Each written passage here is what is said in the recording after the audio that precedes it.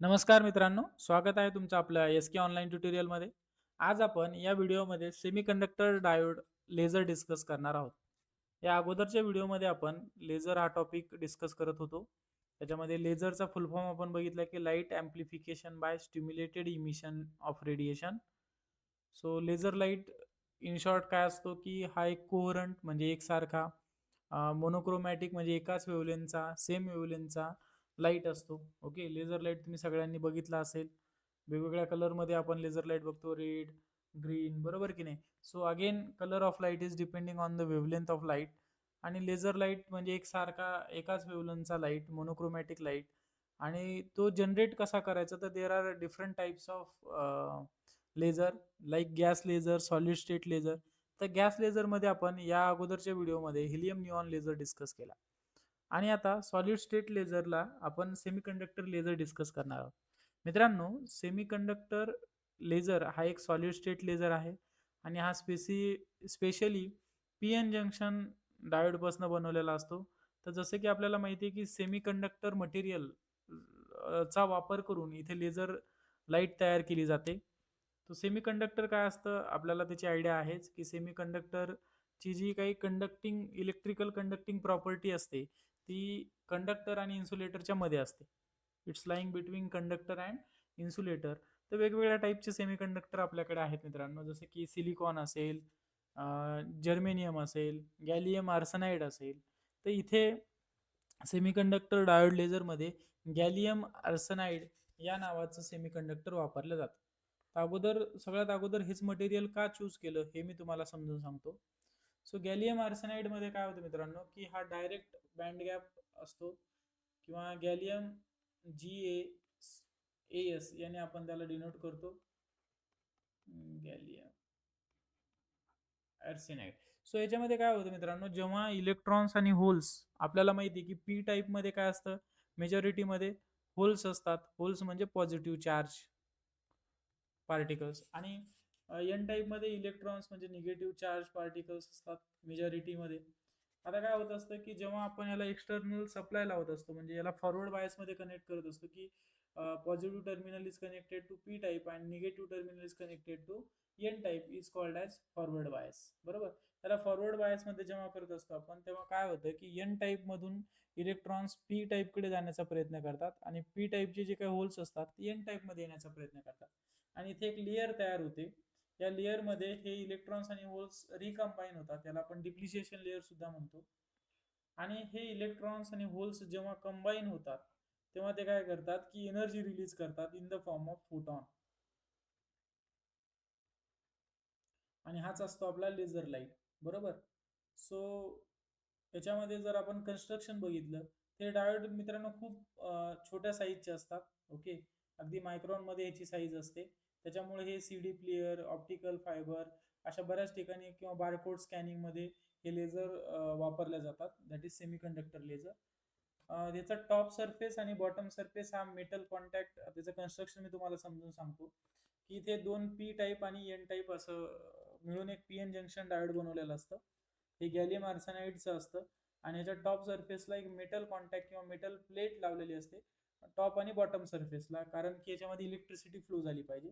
त्यानंतर याचा left side आणि राईट साईडचा जो फेस आहे हा एक पार्शियली पॉलिश्ड आणि फुल्ली पॉलिश्ड किंवा पार्शियली रिफ्लेक्टिंग आणि फुल्ली रिफ्लेक्टिंग असा सरफेस बनवलेला असतो, ज्याच्यामध्ये फोटॉन्स काय होतात की याच्यामध्ये टू आणि फ्रो अशी मोशन करतात.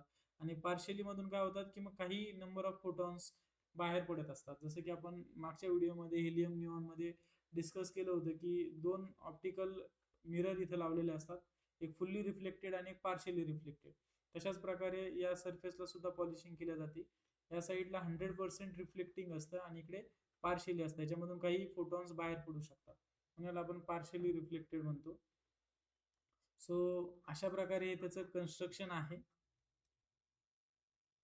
आता याची वर्किंग आपण समजून घेऊया. इथे ऍक्टिव्ह मीडियम, ह्याच्यामध्ये the active medium is gallium arsenide, but it is commonly said that depreciation layer is the active medium in the semiconductor laser. The thickness of depreciation layer usually very small, is like 0.1 micron, okay, म्हणजे बघा किती छोटी thickness असेल या डिप्लिशिएशन लेअरची, आणि इथेच आपलं population inversion घडतं आणि इथून आपल्याला जे फोटॉन्स मिळत असतात म्हणजेच लेझर लाईट मिळत असतो.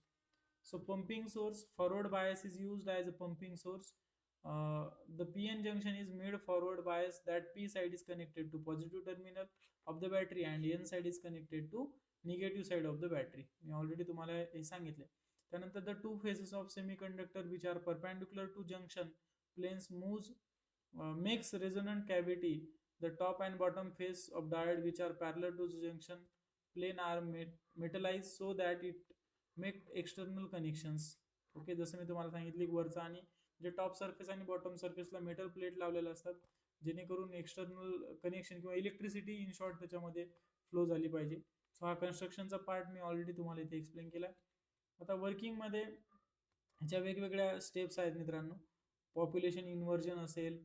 ओके, वर्किंगमध्ये काय होतं बघा, when P N junction diode is forward bias, म्हणजे जेव्हा पी एन जंक्शन डायोडला आपण फॉरवर्ड बायसमध्ये कनेक्ट केलेलं असतं, then there will be a junction of electron, injunction of electron into the conduction band along n side and production of more holes in valence band along p side junction.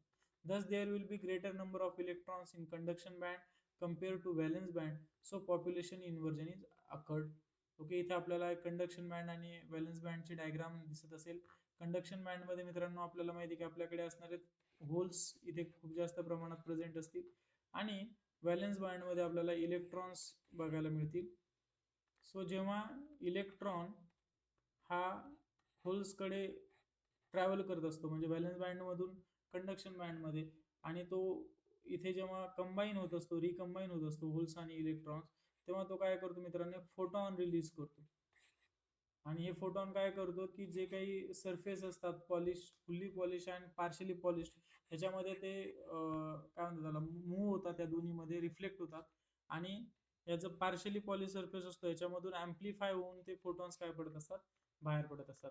अशा प्रकारे आपल्याला काय मिळतं, laser light या semiconductor डायोडमधून मिळत असतो. Hope तुम्हाला या व्हिडिओमधून त्याची वर्किंग आणि कन्स्ट्रक्शन समजलं असेल. इथे काय ॲप्लिकेशन ऑफ लेझर सुद्धा लिहिलेलं आहे, जसं की लेझरचा यूज कुठे होतो, होलोग्राफीमध्ये, मेजरमेंट ऑफ लॉंग डिस्टन्समध्ये, ॲप्लिकेशन इन सायंटिफिक रिसर्च, अगदी आपलं स्कॅनर्स, ओके, ऑप्टिकल कनेक्शन्स, अशा ठिकाणी सुद्धा या लेझरचा यूज होतो. सो इथे याची डायग्राम आहे. ही डायग्राम तुम्ही अशी ॲज इट इज एक्झाममध्ये ड्रॉ करू शकता. ही डायग्रामवरून तुम्ही production of laser, semiconductor laser समजून घेऊ शकता.